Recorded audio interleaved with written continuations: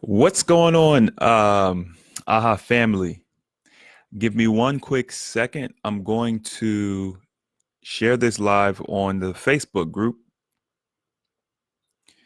I just wanted to make sure that you all can share this live once it's completed. If I share it in the Facebook group directly, you can't do that. We're going to be doing something a little different today, I suppose. We're going to be doing some training. It's not something that I do super frequently. But since I've, recently started the AHA Fasting Academy, and I'm looking to, number one, I want to show you all the benefit of being a part of the academy. But number two, I want to share some things with the larger group that, it's my goal with all of this is to share this information as wide as possible. So I don't want to be stingy about the information. But, you know, we're going to be talking about food addiction today. Um, and it's definitely something that I took my time and I thought about what the training was going to be about because there's so many different things we can actually talk about today. But I think that food addiction is probably one of the biggest issues that we're dealing with. It's one thing that I see a lot in the group, people talking about hitting their fasts and things of that nature, and then having to deal with food addiction, binge eating thereafter. So we're going to briefly touch on what food addiction is. Is it a real thing, first of all? And if it is a real thing, how do we deal with it? Because I've done some videos, for those who are interested, I did do some videos on similar topics like binge eating. That's available on the main Healthy Alternative page on YouTube. But binge eating, I think people tend to categorize them a little differently. Binge eating and food addiction. And, there's just so many perspectives on this stuff. So I think we are streaming on the Facebook group now. So I'll get ready to get into this thing. I don't really like waiting too long to get started. Give me one quick second so I can make sure that it is over here somewhere. Okay, it's over here somewhere. So, happy Sunday. For those who don't know, I do my Sunday videos every Sunday, 10:30 a.m. Central Time. So that video is up. And today we talked about anorexia. Anorexia, and does fasting cause anorexia? So definitely go check that out if you haven't already. What's up, Jackie, Darius, Deontay, Bernice? What's up? What's going on? For all of you that are watching, feel free to share this. This post should be shareable. Today, we're going to be talking about food addiction. Happy Sunday to you all as well. First of all, do I believe food addiction is a real thing? Yes, I do believe food addiction is a real thing. I believe it's just as real as being addicted to alcohol or any pills or any other type of drug. I think a lot of times we tend to put food in a different category than those items because society tries to paint addiction in a certain light. But I think that you can be addicted to virtually anything if given the right stimulus. And that's the big problem. That's the reason why we're dealing with food addiction, is because there are companies and corporations that have gone well out of their way to create that stimulus, to refine it and make it more potent, and then give it to us on a daily basis because they have products out there that they want us to consume. So with that being said, let's look at the cocoa leaf. The cocoa leaf in its natural form is just a leaf. It's, you know what I mean? There's nothing crazy about it. You could chew on it. It will give you a light stimulus, and there's no addiction associated with it at all. I mean, you could do it every day, and you're not going to find anybody who's addicted to cocoa leaves. But we're talking about something from nature, right? Something in a whole food form. Now, you could take that same cocoa leaf and you can refine it down, highly refine it, right? And now you can multiply the stimuli that you're getting from the cocoa leaf, 10, 20, 100 fold, whatever it may be. And now you've got cocaine. And now you have a highly addictive product. But this is not the same as the cocoa leaf, right? It's something that's been manufactured and processed and refined all the way down to the point where it was super, just, hey, it's the cocoa leaves like tea or something. And now we have a highly addictive substance that ruins lives, kills people, and it's on a whole completely different level. So at this point, we're talking about two completely different things. Now, the thing that I find interesting about that comparison is that we can find this magnification happening in the foods that we eat on a regular basis. So let's take fruit, for example. We all know that fruit can be sweet, right? You've got different types of fruits and stuff like that. But if we talk about like sugar and a sweet fruit, if you were to take mangoes, for example, and you dry them out, you've just condensed the amount of sugar content per water content in that item, right? The water is gone.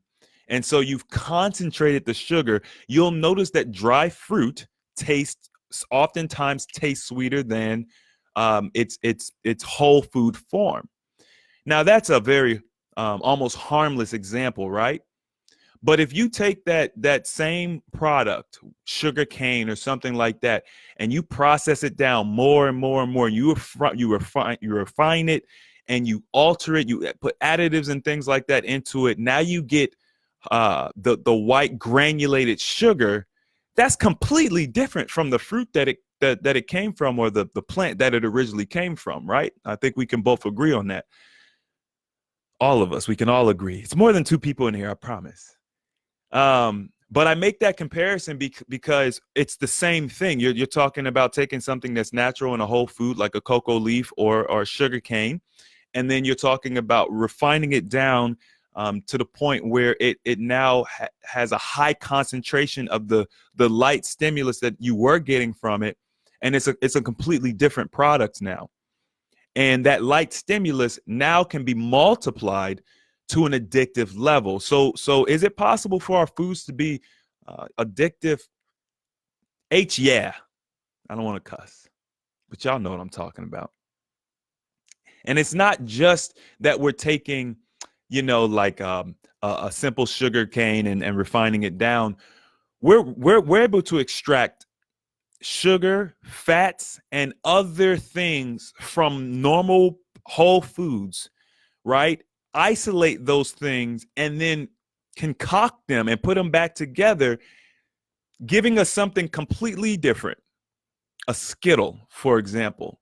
You can combine, you could take a high potency of a sweet and fat and put them together and make cake. You can make pizza. You can make so.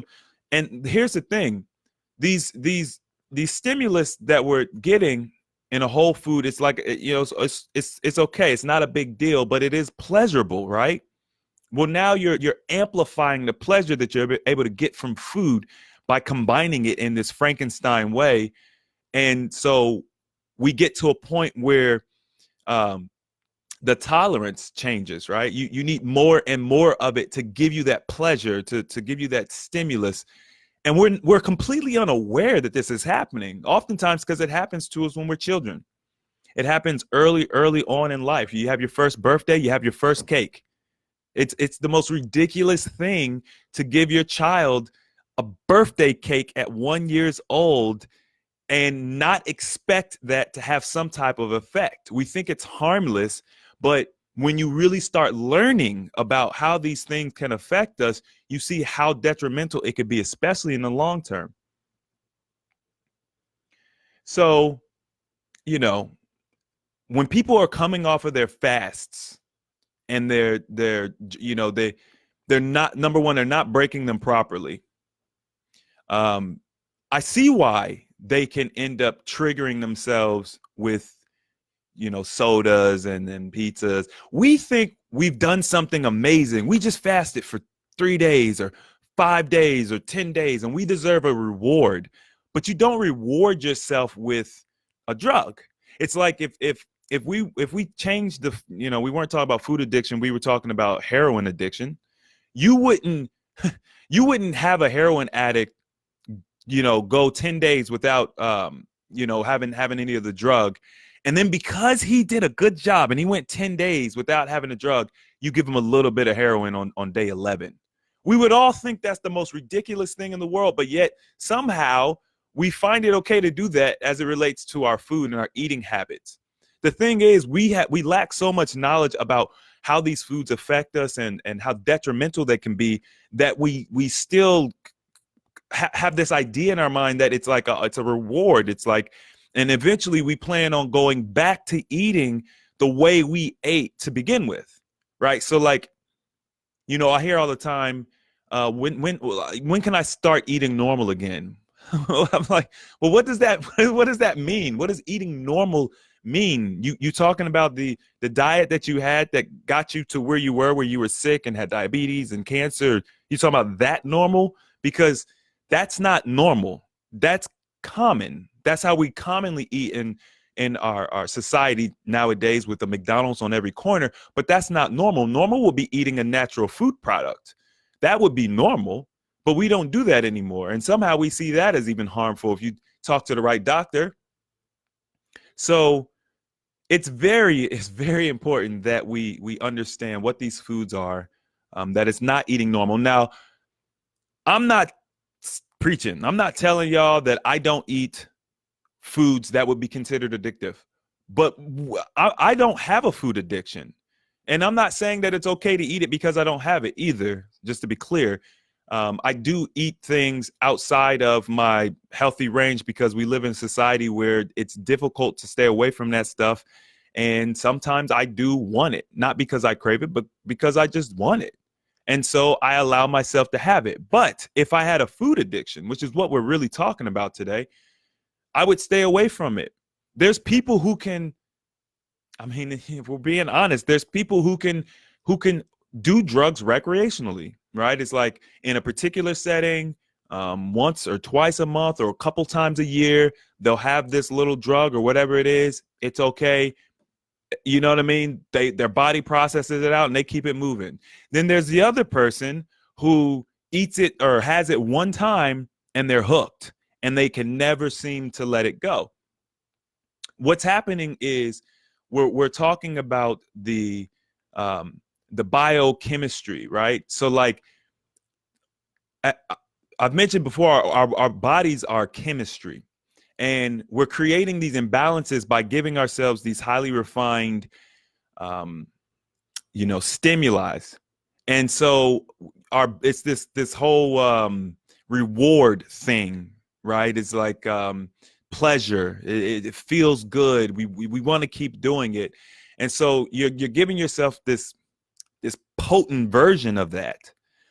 And it essentially has the ability to like completely take us over. And some people, for whatever reason, are more susceptible than others.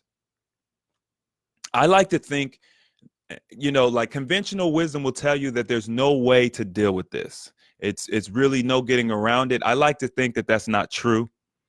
I think that we can definitely beat addictions completely. And I got to be careful what I'm saying, right? I don't want you guys, if you are dealing with like some type of food addiction, I don't want you thinking that you could beat it and then you'll go and test the waters and play around with it. It's like playing with the loaded gun, right? But I do think that we can get to a point where we can completely heal from this thing, to where not only can we control whether or not we give into it, but if we do have it, for whatever reason, it doesn't have the same effect on us. Conventional wisdom stops us at the fact that we can kind of get control over it, but you'll never be able to, ingest that food item again or alcohol again or whatever. And maybe that's for the best, because we're talking about toxic foods and toxic things anyway. We're talking about vices. So it's probably better never to deal with it again. But that's really, really hard, right? Like, just being honest, especially with the societal norms and, going out and, just certain situations there's very few options. And so I think that it would be better to really completely heal from it versus living life walking on eggshells. But at the end of the day, you have to do what's best for you. And if staying away from it completely is what you need to do, please do that. I'm not telling anybody to play with fire here. Now, in addition to the fact that the actual foods itself are addictive, there's a psychological warfare that we're dealing with outside of that, right? So, we've got these corporations, they've created these products, they've manufactured these products, they put a lot of money and time into, creating this addictive substance that they can make lots of money off of, but they also need to get people addicted to it, right? They got to make sure people are trying the product. And so they have commercials and they have ads. There's billboards and there's all these things. And one thing I learned a few years ago is that there is a ton of research, an ungodly amount of research that's done into developing these commercials and these ads and these jingles. And it's on a psychological level. They are manipulating us in ways that we wouldn't even think of. For example, and I've used this example before, and I'll keep using it because it's diabolical in my opinion, and I never would have thought of it. But with McDonald's and certain companies, they will use color combinations to trigger hunger and cravings and things in you. So you think it's just innocent that they're using the red and the yellow, but there's studies that show that color combination triggers some type of reaction in you when you see it. It's insane. So not only do we need to worry about like staying away from the food, that's kind of almost the tip of the iceberg. You might need to turn your TV off. You might need to stop watching TV. You also need to be cognizant of like smells. Like, here's one thing that I think it's important to understand as it relates to this food addiction thing. Your family needs to be on board. So number one, if you need to get more knowledge about it to find out if you truly have this addiction to food. Because once you have the knowledge, you understand it, you need to get your family on board so that they can support you, right? Because a lot of people don't believe this stuff is real. And if people don't think it's real, they don't take you seriously. And so therefore, when you're creating an environment, a bubble, if you will, where you're keeping yourself away from certain things and you don't have the support of your friends and family because they think, oh, that's just some diet thing they're doing, it's no big deal, they're going to bring things in your bubble that are going to trigger you, right? So you might need to turn the TV off, and you might need to do a little research, and you might need to let your family know, hey, this is what I'm dealing with. It's a real thing. Here's the research that backs up what I say. Will you help me? Will you support me? And if not, then you might need to spend a little time away from those individuals. If it's one thing that I'm very, very serious about is my personal wellness, because if I'm sick and I'm unhappy, or if I die early, that's me. My life's cut short. I'm miserable. It's not them. So you got to be selfish when it comes to things like this. And it doesn't matter if you have children, a spouse, or whatever. Okay, you got to put your wellness first, because if you're not here, then you can't support them, right? So, and furthermore, you want to do this research, so especially if you have loved ones, because you want to be able to pass that information on to them so that they don't get caught in the same trap that you're in, because we're all susceptible to it, you know? So we got to take it seriously. So you might need to go ahead and throw out those Twinkies. You might need to throw the Twinkies out. You might need to, Get rid of the magnets on the refrigerator that say, hey, call 1-800, get pizza fast, whatever. We got to take this seriously. Now, there was a study done where they gave rats bacon, cheeseburgers, M&Ms, this highly processed Frankenstein food, as we call it. The rats prior to having these foods were used to eating their typical chow, right? Which is also processed stuff. Just maybe not as highly addictive. And the rats got so addicted to the stimulus they were getting from these foods that you could sit their regular chow right next to them, and they would choose to run an electrified maze where they would be shocked in order to find M&Ms. And so this is indicative of addictive behavior. I mean, we see addicts doing things to their friends and family that we're like, what's wrong with you? You're biting the hand that feeds you. They'll, someone's addicted to crack and they'll steal from their family to get money to buy more crack. They'll steal from the people who are trying to help them. And when you think, oh, this is a really terrible person, this is a horrible person. No, they're not a horrible person. They have an illness, they have a problem, and we're not doing the right things to help them. But it's the same for the food addicts. I mean, there's people who will do things that you're like, what is wrong with this person? It doesn't matter what it is, if it's alcohol, if it's drugs, pills, whatever. We see similar tendencies where people will self-harm or whatever in order to get that fix. So this is serious. Like, we really need to take this seriously, and we need to understand how to deal with it, how to fix it. Okay. So it starts with your children, right? So if you're a parent, you want to start this process at a early age. You want to make sure that your children aren't consuming these highly refined processed foods. And I've been speaking about this for years now.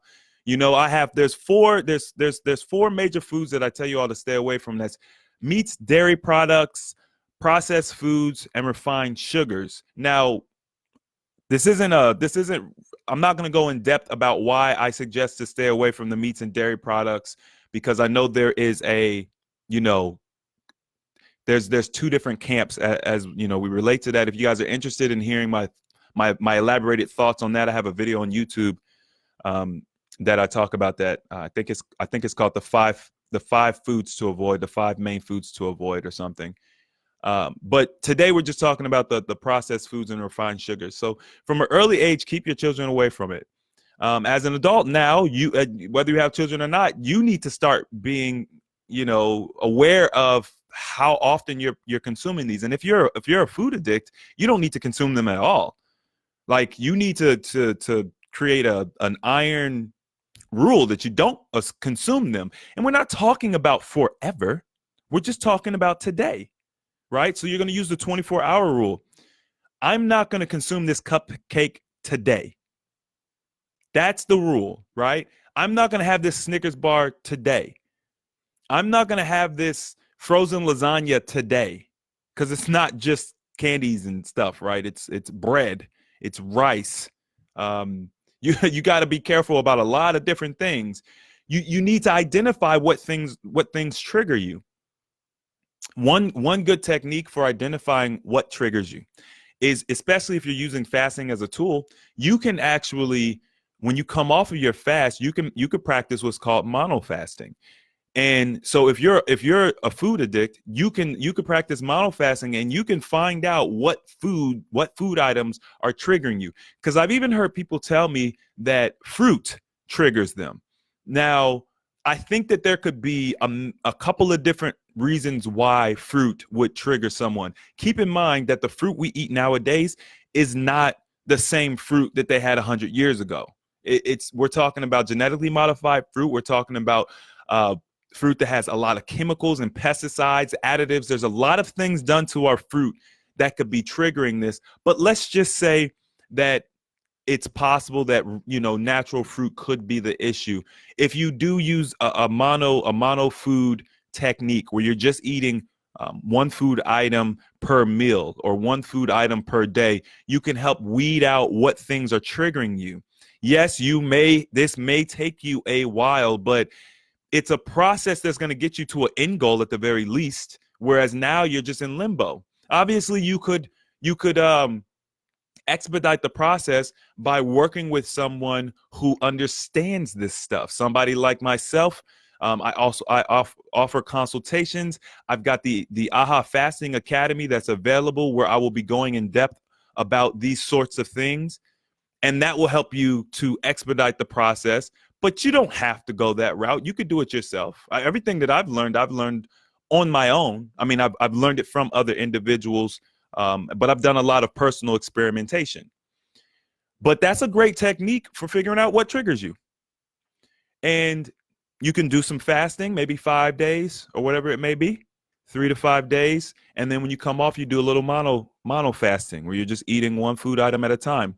If you think that sweet fruit is triggering you, you can like, because one of the things I do talk about a lot is getting the structured water from fruit and things like that. And it's on the forefront of my mind because I keep hearing people say, oh, I can't eat fruit. But you could juice fruit, and then you could water the actual fruit juice down, which would allow you to minimize the amount of sugar you're getting. Because conventional wisdom says basically is that when you come off like a fast or something like that, the sugar like will spike your blood sugar, right? Of course, or eating anything will spike your blood sugar, and then your insulin tries to overcompensate, and it's like this chain reaction that happens in your body, and essentially it's really just breaks down to a chemical imbalance, and your body not handling and processing these chemicals properly, right? So we can focus on vitalizing the systems that are designed to handle these foods, to handle the sugar, so that you just don't have that problem, right? This is something that we can actually learn. If you know you have a food addiction problem, we could like go into this and create a plan ahead of time so that we go into it knowing exactly what to do before you start this process of healing and fasting and things like that. Now you wanna be eating organic foods, although organic foods aren't what a lot of people think they are. Traditionally, they are a little better than conventional. I still do go out of my way to buy the organic foods, hoping that the companies are providing me with a product that they claim they are. Obviously, the best thing to do would be grow your stuff at home, but we know that's not super convenient for a lot of people, myself included. We want to be increasing our water. We want to be drinking the right type of water. That's something that you guys know. If you follow me for any period of time, you know how big water is. What else? Consistency. Consistency is the biggest part of all of this, because a lot of times people want the quick fix. And if you listen to me before, I talk about how I was able to eliminate my cravings with just a simple, it was like my first 13-day water fast, or it was my first handful of fasts that I did where I completely eliminated my cravings. Everyone's different. That might not be the case for you. Maybe you are more sensitive to it, and it might take you 6 months of fasting on a regular basis to completely eliminate it. But the problem is that we want the quick fix, and so we do maybe a fast or whatever. It could be a 30-day fast, and then we're like, oh, we still are having this problem. It didn't work. It doesn't work. It's not gonna work, right? So consistency is huge. We have to outline a plan, and we need to stick to it, and we need to keep doing it until you get to a point where you're healed. And it's also important that you journal, that you document this process so that you can see your progress.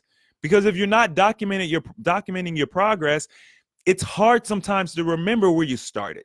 And it's hard to see the small incremental wins that you're getting. And you think, oh, it's not working, right? We get distracted by something, or we get set back and we're like, oh, it's not going to work. right? So consistency is the key. Keep doing the right things more frequently. Um, obviously vegetables are a great idea as well. If you guys are staying away from, sugar and things like that, you don't really like the idea of eating, natural fruits and stuff like that, then do the savory fruits, do the vegetables. Um, High water content is the key. So, I recently saw someone was mentioning that they felt like they needed more dense foods. You know, um, the feeling of needing dense foods it's not unique to someone who's addicted to food. I actually felt that way. It takes time to like get used to eating high water content foods. So it's an active process, but when you get there, it's a lovely place to be. By fasting, your stomach will shrink. That helps out a lot. You don't need as much. I've had people tell me that they could get full off of, a couple pieces of watermelon after a long-term fast. Yeah, I believe it because your stomach shrinks, and you don't need that much food to begin with. It's just that the stomach is kind of like a bladder, and it has the ability to expand, and you keep putting more and more garbage in, and you put more and more stuff in, it gets bigger and bigger and bigger. It makes it harder to feel satiated. But the beautiful thing about fasting is you can actually start the process of contracting it, shrinking it back down to a normal size, which then you don't require as much food in it to feel satiated or full. So um, there's a way to come out of this. There's a light at the end of the tunnel. You just need to have the correct roadmap, if you will. You need to have the right motivation. You need to have the right people around you, and you need to, get your family involved, get your friends involved. Educate them, make sure they understand what it is, what you're doing, what you want to accomplish. Throw the garbage out. Now get it out of your house. Don't put yourself in situations where you're around it. If you were an alcoholic, you wouldn't go to the bar, especially when you're brand new, right? You've just identified you're an alcoholic. Why would you continue to put yourself in a bar? That doesn't make sense. So it's the same thing with food, right? You want to stay away from McDonald's and places like that. I mean, even if it takes you creating routes, and I know I'm going really far with this, but even if it takes you creating routes where you're avoiding certain restaurants that really seem to trigger you, like, as you travel throughout your day, maybe on your way to work, there's a donut shop that you love going to, and that's a trigger. Maybe you need to drive a different way. I mean, we can be that specific with it if we want to. Anyway, I really hope that this was helpful for you all. It's something that's been, an issue in the group that I've seen, and I don't know why. I just never took the time. I need help, guys. Y'all need to tell me what you want. So, yeah, I asked around, and food addiction was what people wanted to hear about. So that's what we're talking about today. If you got something good out of this, and you have not considered joining the AHA Fasting Academy, please reconsider. My goal is to create trainings like this, as well as a whole host of other things. It's not just going to be fasting. We're going to evolve it and turn it into something like a wellness academy, right? So we're going to be talking about food, fitness, and fasting. And it's going to be beneficial to any type of person. And so, yeah, appreciate y'all's time. Hit the like button if you enjoyed this video. Share it, please. And check out the AHA Fasting Academy. All right, y'all. I got to go. I haven't eaten all day. We're talking about food addiction and everything. I'm clearly not addicted to food. I haven't eaten all day. So I'm going to go and make me a nice meal from scratch and enjoy the rest of my Sunday. Real quick, I'll grab one or two of these questions I see. What type of water?